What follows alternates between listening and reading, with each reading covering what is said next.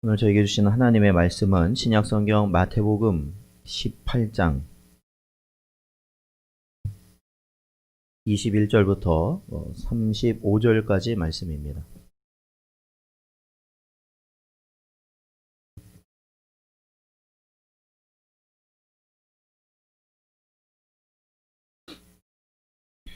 마태복음 18장 21절부터 35절까지 말씀. 다 찾으셨으면 저희 한 절씩 교도하겠습니다. 그때 베드로가 나와 이르되 주여 형제가 내게 죄를 범하면 몇 번이나 용서하여 주리이까? 7번까지 하오리이까?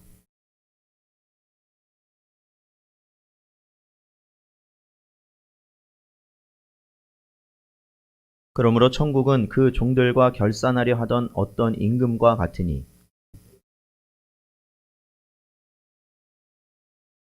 갚을 것이 없는지라 주인이 명하여 그 몸과 아내와 자식들과 모든 소유를 다 팔아 갚게 하라 하니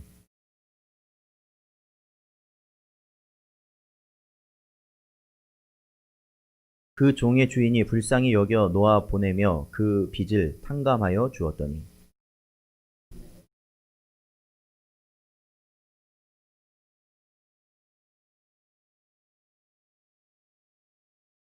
그 동료가 엎드려 간구하여 이르되 나에게 참아 주소서 갚으리이다 하되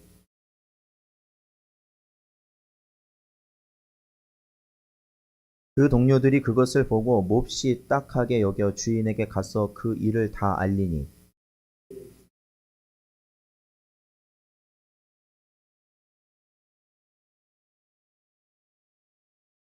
내가 너를 불쌍히 여김과 같이 너도 내 동료를 불쌍히 여김이 마땅하지 아니하냐 하고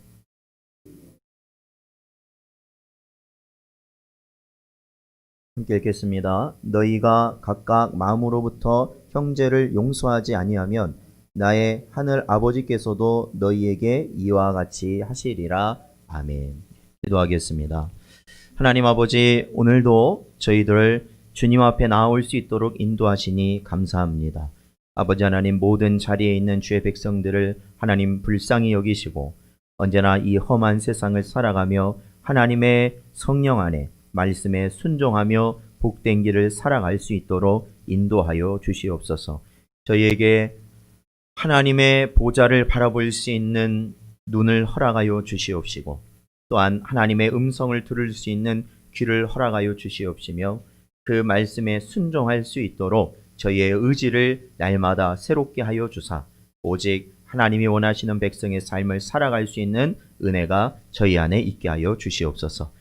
이 시간에도 하나님께서 붙들어 주시길 간절히 바라옵고 이 모든 말씀 예수님의 이름으로 기도하옵나이다. 아멘. 이 시간 함께 고백하겠습니다. 읽고 듣고 순종합시다. 사랑하는 성도 여러분, 오늘도 주신 말씀 통하여 이 마지막 때를 살아가는 여러분에게 하나님이 주시는 은혜와 평강이 늘 함께 하시기를 주님의 이름으로 축원드립니다. 저희가 마태복음 18장을 계속해서 보고 있는데 이 18장을 보면 여러 주님의 가르침으로 되어 있다고 우리가 볼 수 있습니다. 그런데 이러한 가르침들이 각각의 어떠한 각각 나뉘어진 가르침이 아니라 이 마태복음 18장을 유의해서 계속해서 보면 이 가르침들, 이 18장 안에 있는 가르침들이 어떠한 것으로 연결된 가르침이다라는 것을 우리가 보게 됩니다. 특히 이 가르침은 누구에게 주는 가르침이냐? 이는 이 믿는 자들의 공동체, 즉 교회에게 주는 가르침임을 우리는 보게 됩니다. 그러니까 처음에 우리가 이 지난주에 살펴봤던 18장 1절부터 나왔던 제자들이 누가 크냐의 논쟁, 그 논쟁을 벌인 그 사건, 그리고 저희가 읽진 않았지만 11절부터 14절까지의 잃은 양 한 마리의 비유, 그리고 그 다음 15절부터 20절까지 나오는 형제가 죄를 범하였을 때의 대처, 그리고 오늘 본문으로 본 21절부터 35절까지 보면 용서할 줄 모르는 종의 비유를 통해 하나님의 말씀을 예수님께서 가르침을 주시는데 그 모든 대상들을 한번 보십시오. 그 대상은 믿는 자 가운데서 이루어지는 일을 주님 가르치신다라는 겁니다. 결국엔 이것은 이 마태복음 18장에도 나오는 단어이지만 바로 교회, 믿는 자들의 공동체에게 주시는 말씀으로 우리가 받으면 큰 유익이 있다라는 것이죠. 그래서 이 제가 말씀드린 이러한 각각의 이야기들은 하나의 문맥 속에서 연결된 주제를 가지고 예수님께서 가르치고 계시다라는 겁니다. 오늘날 교회가 위태롭다고 하는 그렇죠? 여러 가지 신호들이 나타나고 있습니다.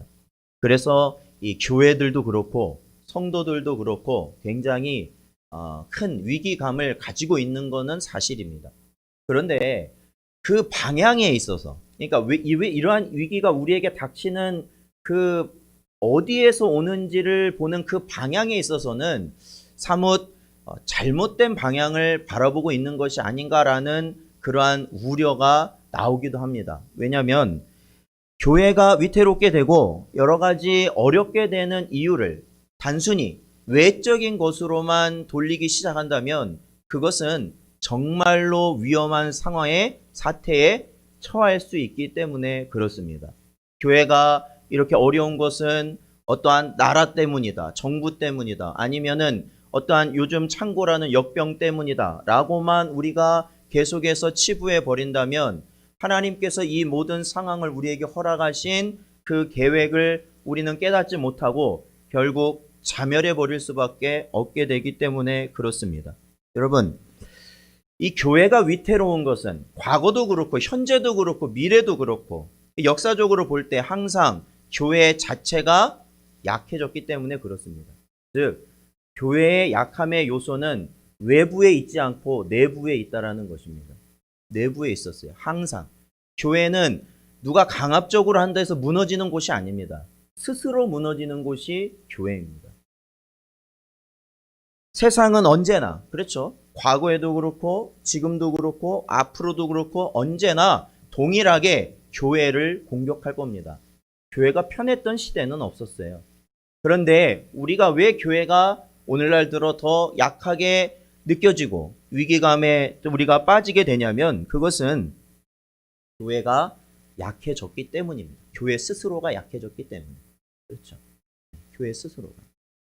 마치 오늘날 이 역병 가운데서도 누구는 그냥 쉽게 지나가지만 누군가에게는 그것이 치명적인 질병이 될 수 있는 이유가 바로 거기에 있는 거 아니겠어요? 그 안에 이길 수 있는 힘이 있으면은 이 질병이 오더라도 쉽게 넘어가겠지만 이길 수 없는 자라면 그 속에서 이길 수 없는 자라면 이보다 더 약한 질병이 나에게 오더라도 결국 무너지게 된다는 것이죠. 그렇기 때문에 오늘 주시는 이 말씀은 오늘날 말세에 세워진 우리 교회들에게 너무나도 귀하고 우리가 앞으로 나아가야 될 방향을 다시 한번 새길게 하시는 주님의 말씀이라는 것입니다. 그래서 저희들이 이 말씀을 저희 마음판에 새기고 오늘날 하나님께서 세우신 이 교회를 든든히 세워나가는 여러분 되시기를 주님의 이름으로 축원드립니다. 저희가 지난주 말씀을 잠깐 살펴보면 18장 1절부터 나오는 말씀인데요. 그것은 이 작은 자, 여기서 말하는 작은 자. 그러니까 18장 1절부터 10절까지의 내용을 보면 결론은 10절에 나옵니다. 10절이 뭐냐면 보면 이 작은 자 중에 하나도 업신여기지 말라는 것이 결론입니다. 업신여기지 말라. 여기서 작은 자는 누구냐면 내가 죄인이고 주님밖에 나를 구원하실 수 없습니다라는 것을 깨닫고 주님 앞에 나아온 자가 작은 자이죠. 그런데 그가 이 세상의 기준으로 그를 판단해 버리면, 그렇죠? 그를 판단해 버리면 그를 업신여기게 되는 죄를 짓게 되는 것이죠. 자, 우리 야고보서를 한번 보겠습니다. 야고보서 2장 2절부터 4절까지입니다. 야고보서 2장 2절부터 4절까지 같이 읽어보겠습니다. 시작. 만일 너희 회당에 금가락지를 끼고 아름다운 옷을 입은 사람이 들어오고 또 남루한 옷을 입은 가난한 사람이 들어올 때에 너희가 아름다운 옷을 입은 자를 눈여겨보고 말하되 여기 좋은 자리에 앉으소서 하고 또 가난한 자에게 말하되 너는 거기 서 있든지 내 발등상 아래에 앉으라 하면 너희끼리 서로 차별하며 악한 생각으로 판단하는 자가 되는 것이 아니냐. 아멘. 그렇습니다. 바로 이 상태를 말씀하시는 거죠. 이 상태. 누군가를 업신여기는 죄. 바로 이러한 상황을 주님이 말씀하시는 겁니다. 오늘날 교회가 왜 약해졌는지 잘 보여주는 말씀입니다. 교회는 자신이 죄인임을 깨닫고 오직 예수께서 나의 구주이심을 믿고 그 말씀에 순종하는 자들이 모인 곳이 바로 교회입니다. 자, 말씀하신 거 이해하셨죠? 내가 죄인임을 깨닫고 오직 예수 그리스도를 나의 구주로 믿으며 그리고 그 말씀에 순종하는 자들이 모인 곳이 교회입니다. 그래서 교회를 작은 천국이다라고 말하는 이유가 바로 거기에 있습니다. 그러나 금보다 귀한 믿음의 고백 대신에 세상의 부와 명예와 더 앞서게 되어 명예가 그 믿음보다 더 앞선 가치로 교회 안에서 세워지게 된다면 결국 교회는 무너지게 되는 것이죠. 그건 역사적으로 너무나도 자명하게 증명되었던 사실입니다. 핍박받고 고통받을 때 교회는 무너지지 않았습니다. 어떤 상황에서도 무너지지 않았습니다. 그런데 핍박받지 않고 오히려 교회에 재물이 들어오고 교회에 능력 있는 사람들이 들어오고 교회가 인정받기 시작했을 때 교회는 무너져 내렸다라는 것입니다. 그거는 어쩔 수 없습니다. 어쩔 수 없어요. 바로 오늘날 우리 시대에 교회들의 이러한 연약함은 바로 이러한 교회가 교회다워야 되는 모습을 우리가 상실함으로 나타나는 모습이라 우리는 분명히 볼 수 있습니다. 교회에 유익이 안 되고 기존의 교인들이 불편을 느끼는 사람이 교회에 나오면 그 사람이 안 나오기를 바라는 것이 실상이라는 겁니다. 아, 저런 사람은 좀 우리 교회 안 나왔으면 좋겠다. 아, 우리랑 좀 격이 안 맞는데. 좀 저 사람이 나오니까 우리가 예배 드리는 거에 좀 불편해. 라고 생각하고 그렇게 말을 한다는 것이 교회의 실상이라는 거예요. 여러분, 교회는요, 다시 한번 말씀드리지만 다른 기준이 아니라 오직 참된 고백을 가지고 주님께 나아가는 자들을 가장 존귀하게 여겨야 되는 것이 교회입니다. 그게 교회예요. 그것이 바로 천국의 질서라는 겁니다. 천국의 질서. 그건 우리가 스스로 살펴봐야 되지 않겠습니까? 우리 자신과 우리 교회와 이 땅의 모든 성도들의 모습을 살펴봐야 되지 않겠습니까? 굉장히 중요한 문제입니다. 이 땅의 교회가 천국의 작은 빛을 담고 있지만 그럼에도 불구하고 이 땅에 있다는 것은 무엇이 그 안에 있냐면 죄라는 것이 반드시 들어있다라는 것을 보여주는 겁니다. 자, 오늘 본문 오늘 읽진 않았지만 저희들 15절 말씀, 18장 마태복음 18장 15절 말씀 저희들 같이 한번 읽어보겠습니다. 자, 시작. 내 형제가 죄를 범하거든 가서 너와 그 사람과만 상대하여 권고하라. 만일 들으면 네가 내 형제를 얻을 것이요. 아멘. 그렇습니다. 자, 여기서요. 아마 이 부분 15절부터 20절까지 내용도 아마 한 번쯤은 몇 번 여러분이 자주 접하게 되는 말씀입니다. 그렇죠? 이 말씀의 의미가 무엇일까? 제가 아까도 말씀드렸지만 이 18장 전체는 어떠한 한 문맥 안에서 이어지는 주제를 갖고 있다라고 말씀드렸습니다. 자, 우리가 18장 1절부터 나오는 죄 중에 어떠한 죄를 특히 예수님께서 말씀하셨냐면 업신 여기는 죄라고 제가 말씀드렸습니다. 다른 일을 세상의 기준으로, 교회 안에서 세상의 기준으로 다른 일을 업신 여기는 죄를 짓지 말라는 것이었죠. 15절 역시도 이 공동체 안에서 내 형제가 죄를 범하거든 이라고 나와 있는데, 여기서도 이 죄를 여러 모든 죄로 우리가 확대해서 볼 수도 있겠지만 이 문맥으로 보자면은 바로 업신 여기는 죄, 세상의 기준을 가지고 살아가는 그러한 죄를 범하는 자의 모습을 보았을 때 교회는 그에게 어떻게 해야 되느냐라는 것을 보여준다라는 것이죠.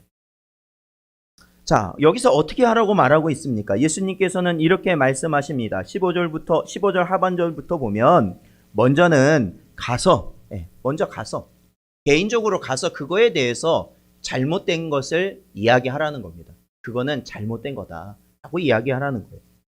그런데 그렇게 개인적으로 가서 얘기를 하니까 듣지 않는 거예요.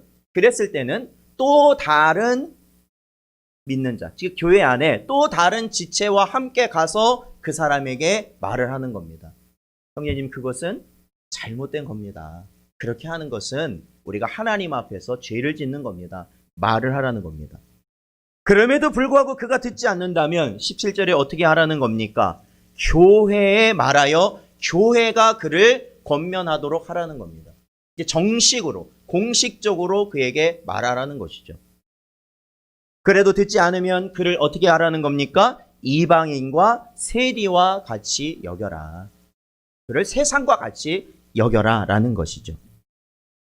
자, 이 가르침은 오늘날 교회, 우리 교회에 어떠한 가르침을 주님이 주시는 거냐면 바로 권징에 대한 가르침입니다.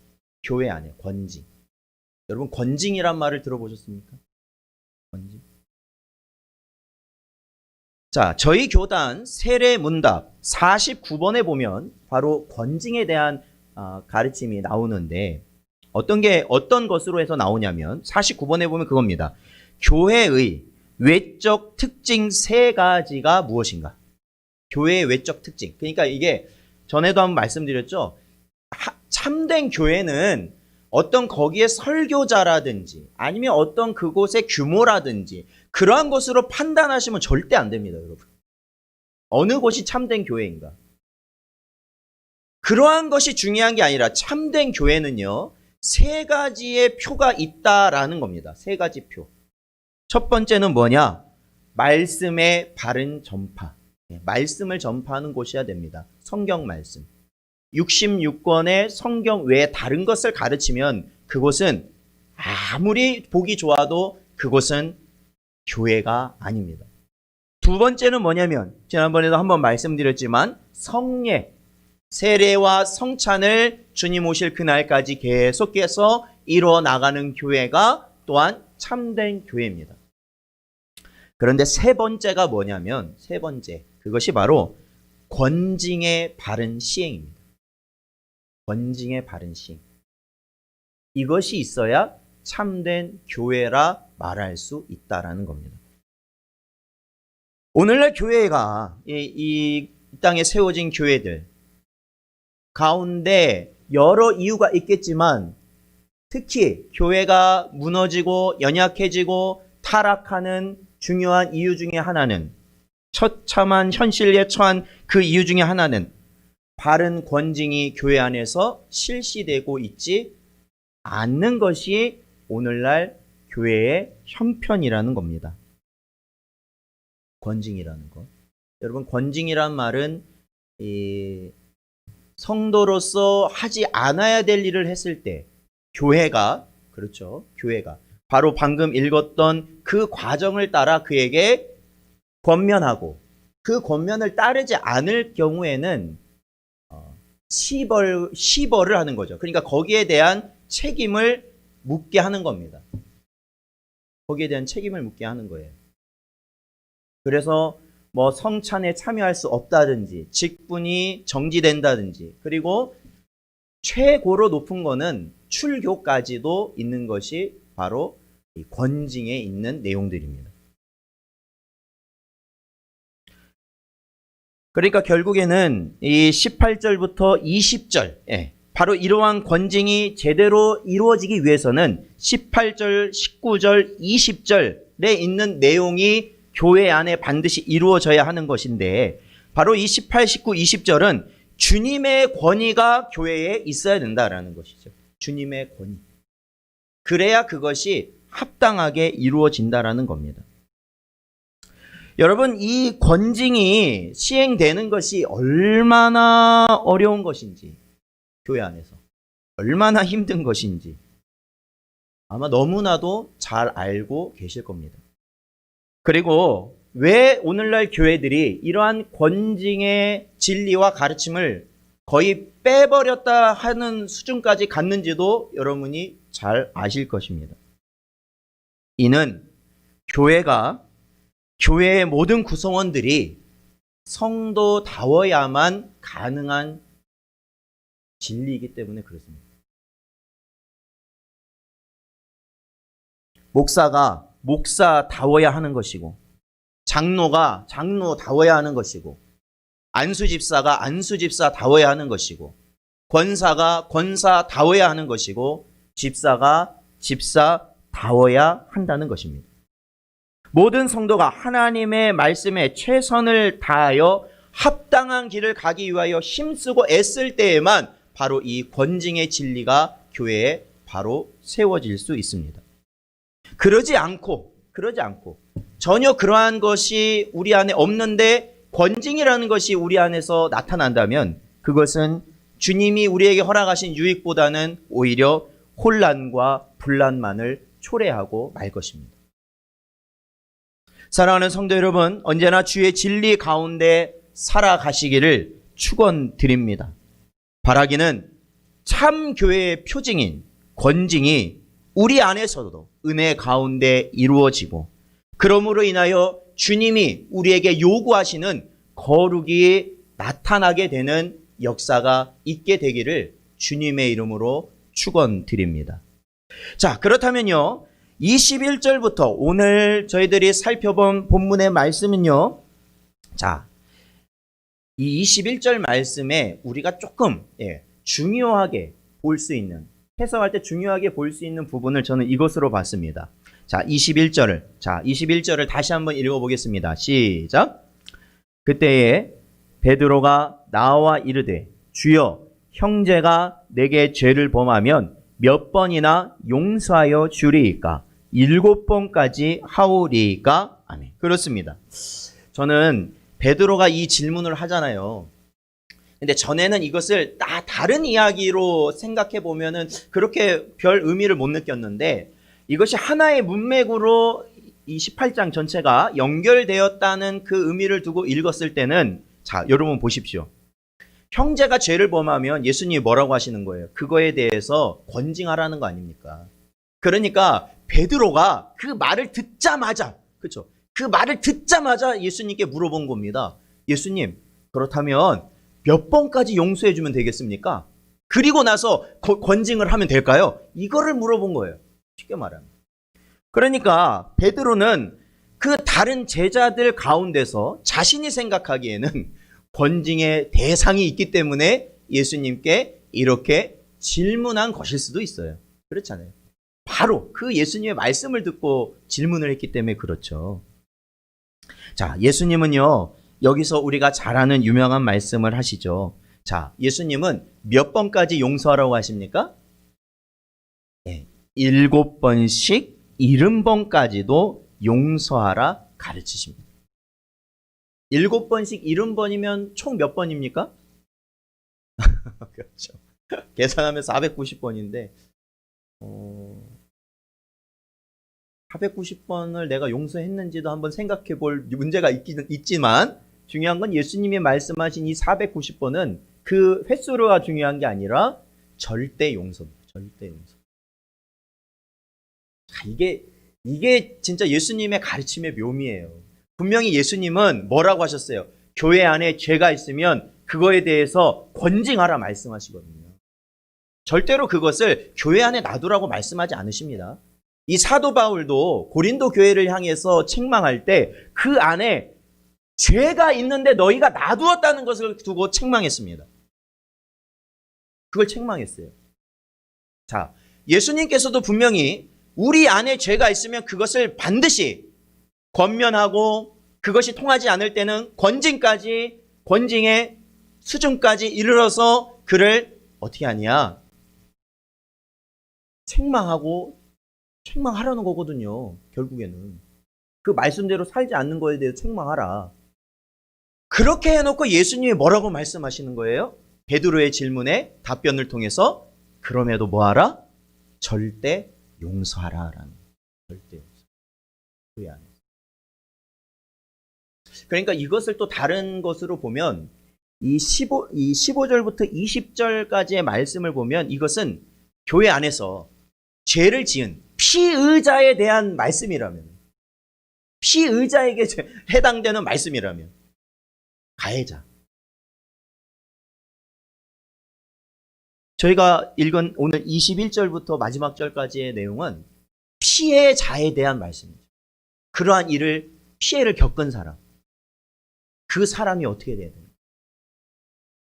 절대 용서하라 라는 거죠. 절대 용서.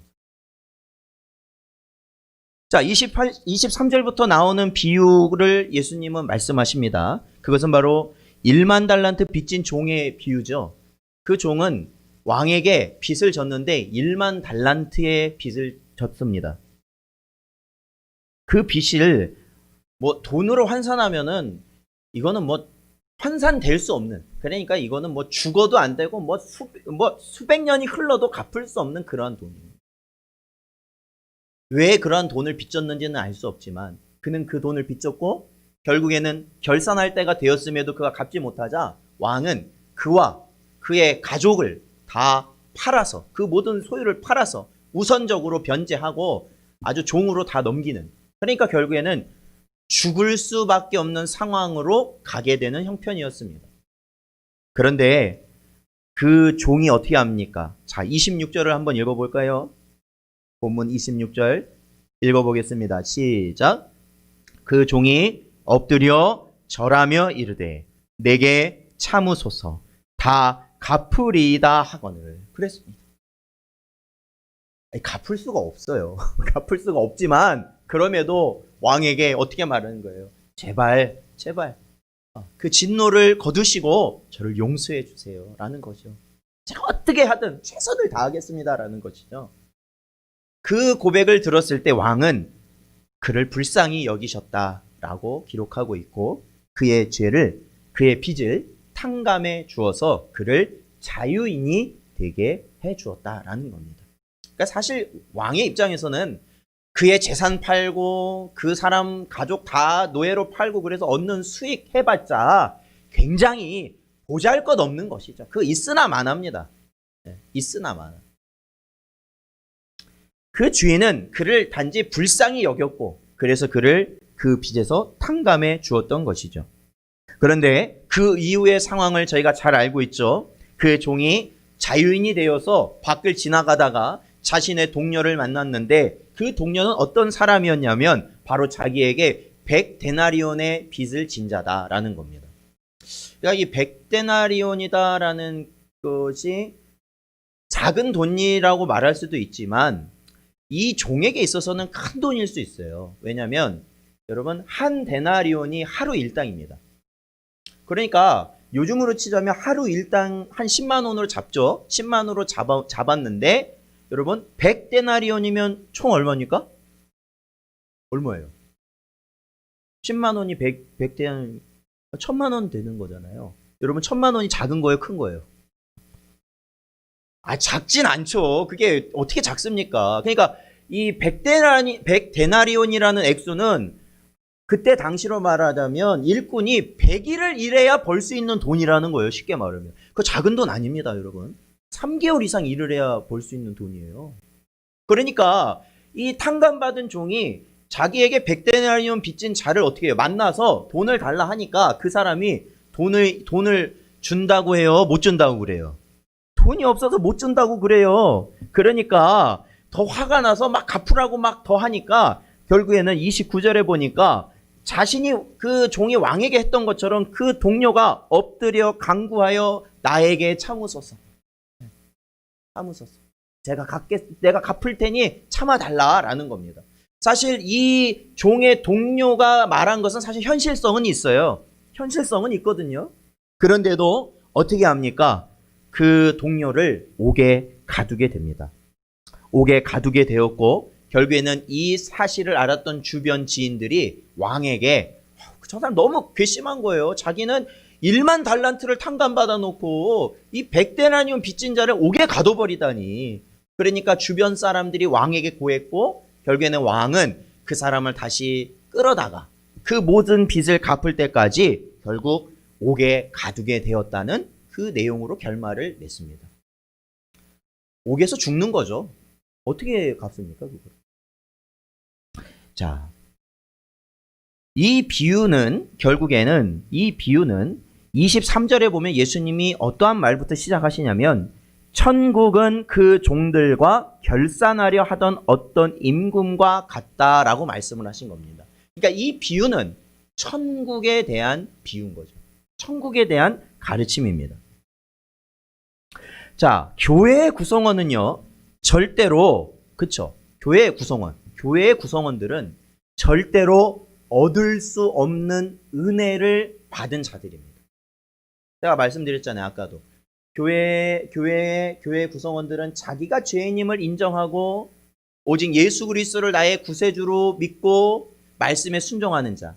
거기에서 자기를 죄인으로 인정했다는 것은 내가 죄로 인하여 멸망당할 수밖에 없는데 그 죄의 책임에서 사면이 됐다라는 거거든요. 사면이 됐다라는 의미가 거기 들어있거든요. 근데 그것은 이 세상 억만금을 가지고도 해결할 수 없는, 진짜로 그거는 어떠한 값어치를 둘 수 없을 만큼 귀한 은혜를 입은 자들이 누구라는 겁니까? 교회의 구성원들이라는 겁니다.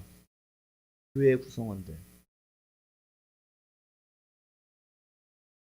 하나님이 주시는 죄사함. 그렇죠. 성경은 하나님만이 죄사함의 은혜를 주신다고 말씀하셨고 그것이 어떻게 확실히 일어나냐면 예수 그리스도의 속죄로 우리에게 분명히 드리워져 있기 때문에 우리는 우리의 모든 죄값을 예수 그리스도의 보혈로 말미암아 탕감받은 자들이라는 것이죠.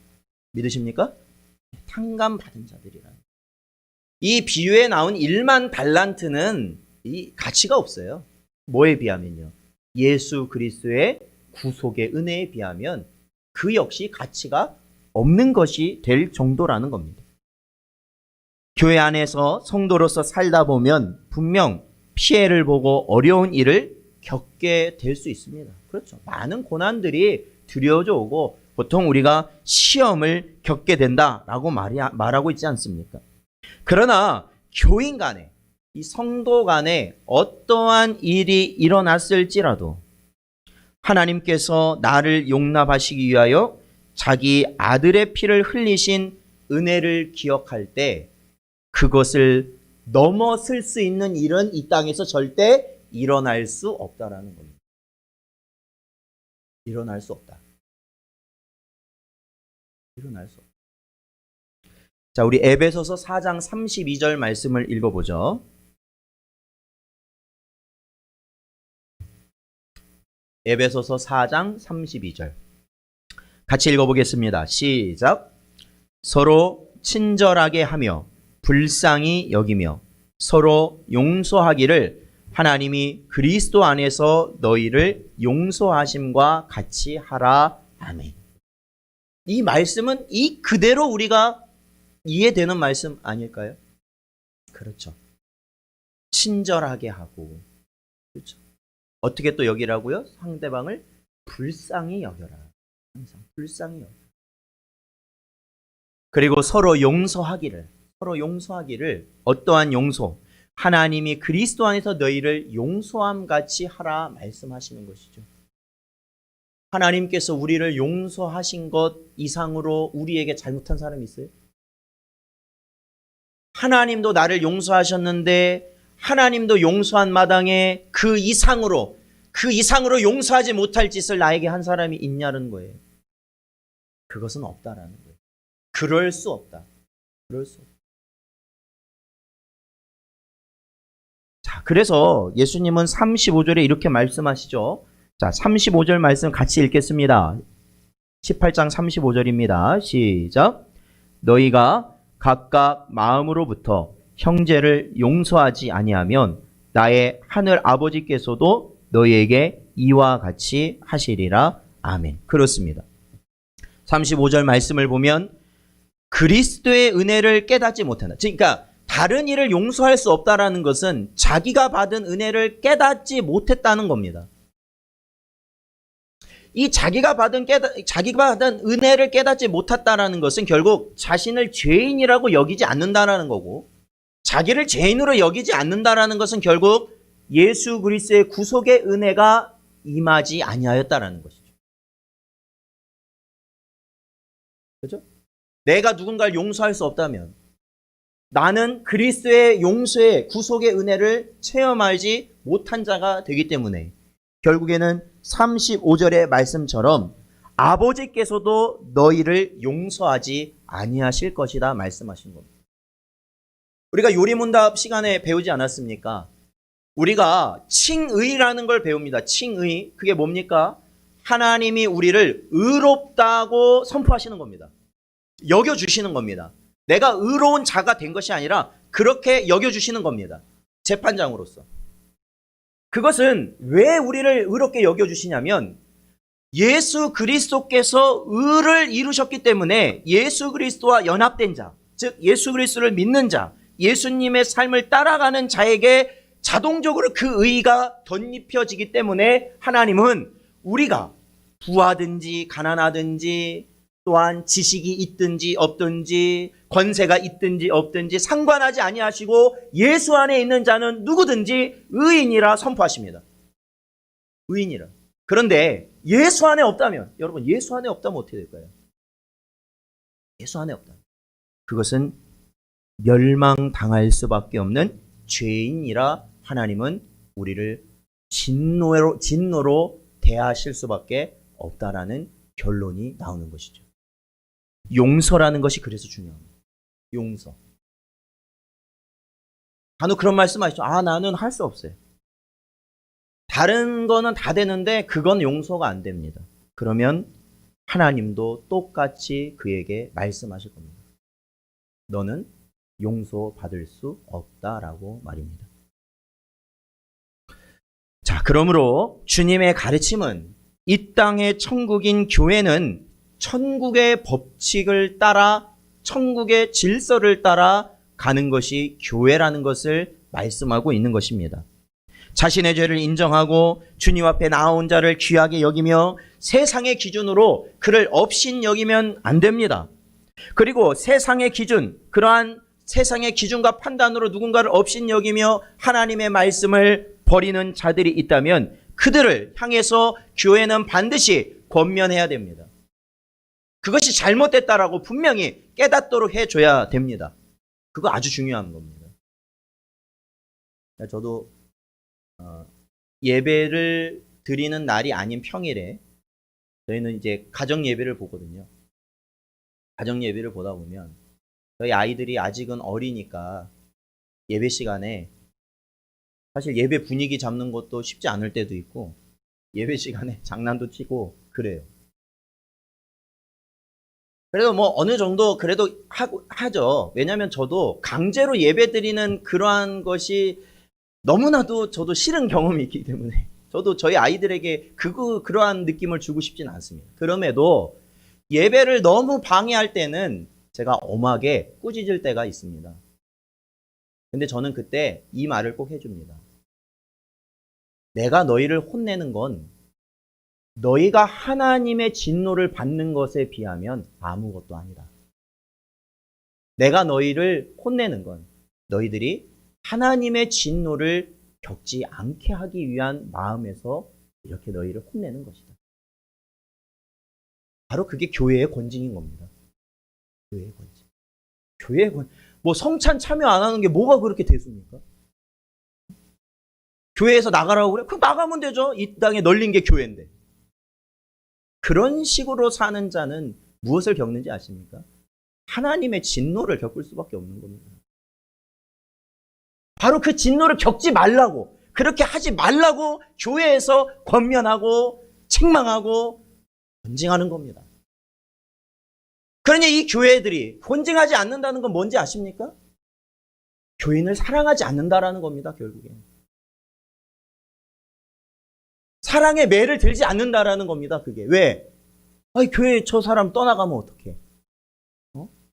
저 사람이 헌금을 얼마 내는데, 저 사람이 봉사를 뭐 하는데, 저 사람 괜히 떠나가면 어떡해? 그거 마음에 권징을 안 하잖아요. 그거는 그 사람을 오히려 하나님의 진노 가운데로 몰아내는 거예요, 그게. 그래서 권징이란 게 반드시 필요한 겁니다. 하나님이 원하시는 거룩을 위해서 말이죠. 그러나 이 권징이라는 것은 어디에서 무엇이 배경이 되어야 되느냐? 바로 절대적인 주님의 사랑 안에서 이루어져야 한다. 절대적인 하나님의 사랑. 자, 우리 베드로전서 4장 8절을 읽어보겠습니다. 베드로전서 4장 8절. 같이 읽어보죠. 시작. 무엇보다도 뜨겁게 서로 사랑할지니 사랑은 허다한 죄를 덮느니라. 아멘. 그렇습니다. 허다한 죄를 뭐 한다고요? 덮는다. 결국에는 이 허다한 죄를 이 덮는 사랑이 결국 교회의 최상위법입니다. 이것이 사랑의 법. 그 아래에 있는 것이 뭘까요? 권징입니다. 권징. 권징은 왜 하는 거예요? 사랑하니까 하는 겁니다. 사랑하니까. 그 사람이 천국 백성으로 살아가야 하기 때문에 교회는 권징하는 겁니다. 싫은 말 하는 걸 누가 좋아합니까? 누가 좋아해요? 싫은 말 하라면 안 할 거잖아요. 그러나 우리 자신이 먼저 하나님 말씀 앞에 서고 그것이 하나님 보시기에 절대적으로 악한 일이라면 우리는 그 일을 감당해야 됩니다.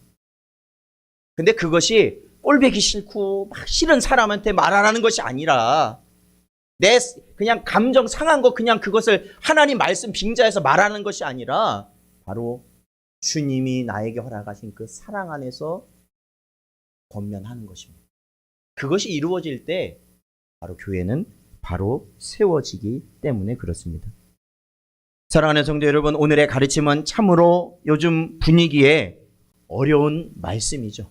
요즘 시대적 분위기에 굉장히 어려운 말씀입니다. 왜냐하면 저마다 자신만이 가진 가치관으로 살아가는 시대. 신앙도 다 자기 멋대로예요. 자기 생각하는 대로예요.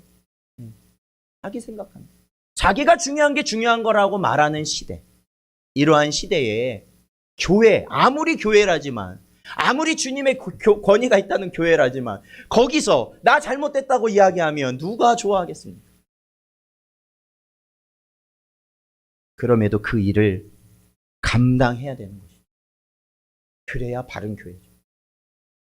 주님의 사랑 안에서 말입니다. 성경의 선지자의 역할을 하였던 믿음의 사람들이 여러분 하나님의 말씀을 선포했을 때 그들은 어떠한 심정일지 여러분 아십니까? 두려웠을 겁니다. 무서웠을 거예요. 왜? 그 사람이 그 하나님의 말씀을 선포할 때 그 말을 듣는 사람들은 하나님의 말씀을 이해하지 못하는 사람들이거든요. 그런데 내가 하나님의 말씀을 전한다? 그러면 그 사람들의 공격의 대상이 될 거 아닙니까?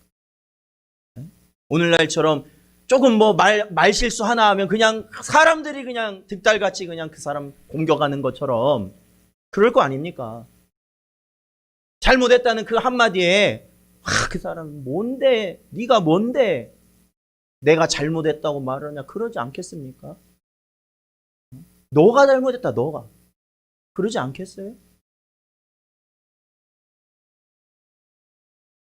그러나 그보다 선지자들은 하나님을 경외하는 자로 그 사명을 감당했다라는 것입니다. 경외하는 자.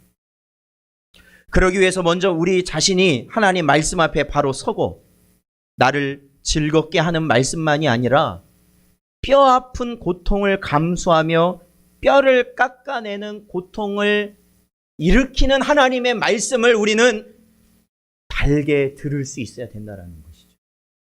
그래야 우리가 주님의 형상을 닮아갈 수 있는 것이기 때문에 그렇습니다.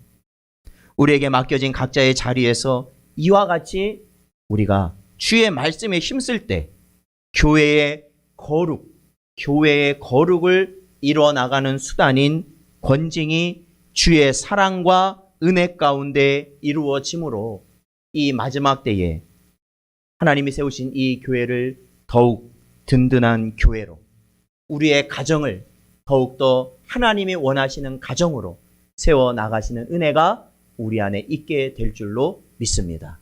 기도하겠습니다. 하나님 아버지 감사합니다. 오늘도 주신 말씀 통하여서 늘 주님의 말씀을 통하여 저희들이 가르침을 받고 회개하며 저희들이 깎여지는 그러한 고통 가운데서도 주님의 형상을 바라며 살아가기를 소망하게 하시니 감사드립니다. 아버지 하나님, 이 땅의 많은 교회들이 세속화되어져 가고 또한 우리 개인들도 그러해져 갈 때 우리가 주님의 말씀을 따른다 하면서도 그 말씀을 우리 마음속에 아버지 하나님 죄악된 것을 가르치는 그 말씀을 받아들이지 아니하고 순종하지 아니하는 저희들의 모습을 불쌍히 여겨 주시옵시고 언제나 하나님의 말씀에 늘 순종하며 살아가도록 하나님 저희들에게 은혜를 내려 주시옵소서. 감사하오며 이 모든 말씀 예수님의 이름으로 기도하옵나이다. 아멘.